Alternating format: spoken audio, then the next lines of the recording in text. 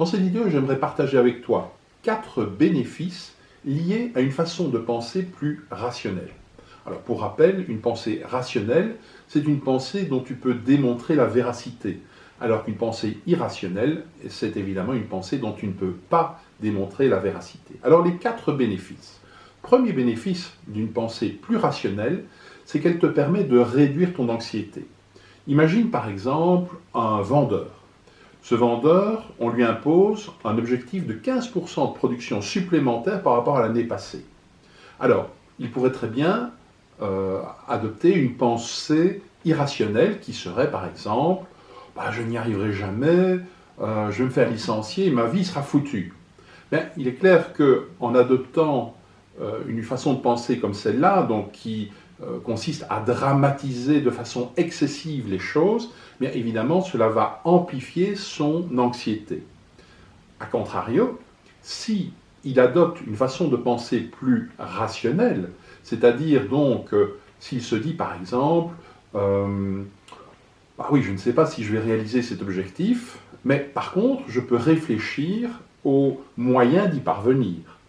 Eh bien, tu le vois, cette façon de se focaliser de façon rationnelle sur les solutions possibles au problème plutôt que sur le problème, eh bien, ce genre de pensée rationnelle va diminuer ton anxiété. Deuxième bénéfice de la pensée plus rationnelle, c'est qu'elle permet également de diminuer ta colère. Reprenons l'exemple du vendeur. Il pourrait, suite à cette annonce, donc il doit faire 15% de production en plus, il pourrait se dire de façon irrationnelle mon patron ne devrait pas me fixer comme ceci un objectif supplémentaire, je travaille déjà beaucoup, il devrait me laisser tranquille. Encore une fois, ce sont des exigences irrationnelles. Se dire il devrait faire ceci, il devrait faire cela, on n'a aucun contrôle évidemment sur son patron, il fait finalement ce qu'il veut. Mais par contre, cette façon de penser irrationnelle va créer une colère chez le vendeur. Alors, comment faire justement pour faire diminuer cette colère? Eh bien justement, adopter une pensée plus rationnelle. Et par exemple, la pensée plus rationnelle du vendeur pourrait être ok, je préférerais que mon patron ne m'augmente pas mon objectif, je préférerais qu'il me laisse tranquille, mais bon, il a le droit de le faire, et je vais plutôt réfléchir aux moyens d'y parvenir. Mais encore une fois, cette façon de penser plus rationnelle, d'utiliser des préférences plutôt que des exigences, et surtout aussi, encore une fois, se focaliser sur les solutions plutôt que sur le problème, va te permettre, et va permettre au vendeur bien sûr, de réduire sa colère. Troisième bénéfice d'une pensée plus rationnelle, c'est que ça te permet aussi de réduire ta culpabilité et par la même occasion souvent ton manque d'estime de toi. Imaginons cette fois que tu oublies l'anniversaire de ton conjoint. Et ta pensée irrationnelle est la suivante, tu te dis « je n'aurais jamais dû oublier l'anniversaire de mon conjoint, je suis vraiment nul ». Cette façon, encore une fois, cette exigence irrationnelle de te dire « je n'aurais pas dû », puisque c'est irrationnel, parce que si tu n'avais pas dû, tu ne l'aurais pas fait, eh bien, cette pensée irrationnelle va créer en toi de la culpabilité, mais aussi sûrement un manque d'estime de toi-même, puisque tu risques de te dire « je suis nul », etc.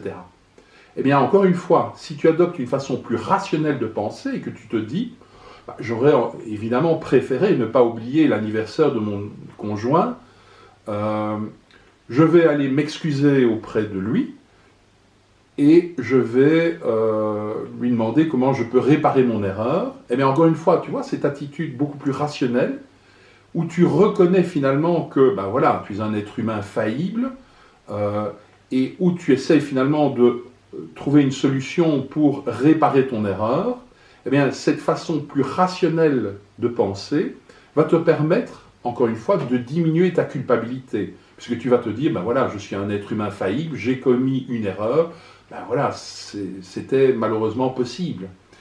Et donc, cela va réduire ta culpabilité et par la même occasion, cela va t'éviter, à mon avis, une baisse d'estime de toi-même, puisque tu ne te diras plus « je suis nul », mais tu te diras simplement « ben voilà, je suis un être humain faillible, comme beaucoup d'autres ». Quatrième bénéfice de la pensée plus rationnelle, c'est également qu'elle peut te faire diminuer ton désespoir et ta tristesse. Imaginons cette fois que ton conjoint te quitte et tu penses de façon irrationnelle « oh là là, je ne parviendrai jamais à vivre sans mon conjoint, ma vie est foutue ». Eh bien, encore une fois, cette façon de dramatiser les choses de façon excessive va te conduire à un désespoir, à une grande tristesse.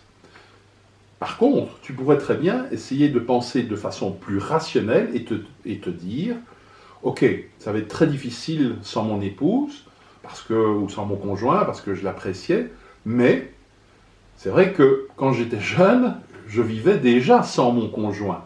Donc peut-être qu'il serait possible à nouveau de vivre sans mon conjoint. » Eh bien, encore une fois, en adoptant une pensée beaucoup plus rationnelle, en te rappelant que finalement tu as déjà vécu sans ton conjoint, eh bien tu vas te dire, bon ok, ce sera peut-être pas facile, mais c'est peut-être faisable. Et cette façon rationnelle de penser va diminuer ton désespoir et ta tristesse. Voilà, j'espère que cette vidéo t'a plu et que tu as appris quelque chose. N'hésite surtout pas à me mettre un énorme pouce, n'hésite surtout pas non plus à t'abonner à la chaîne, et sinon je te dis à bientôt pour une prochaine vidéo.